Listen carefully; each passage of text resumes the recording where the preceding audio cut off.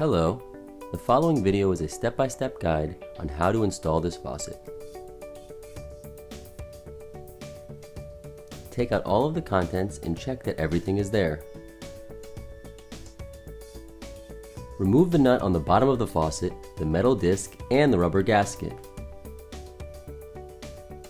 Once the hole is measured, correctly insert the hose and the wire into the hole in the basin. Tighten the screw after replacing the metal nut and the rubber gasket.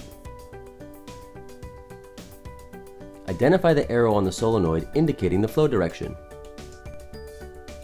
Connect the solenoid outlet to the inlet hose of the faucet. Make sure the filter is installed on the solenoid inlet, then connect it to the water mains.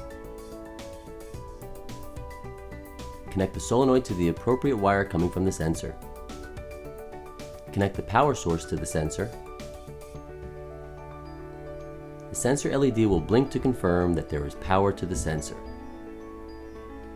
For battery use, open up the battery pack and install 6 AA batteries. Close the battery pack and connect it to the sensor.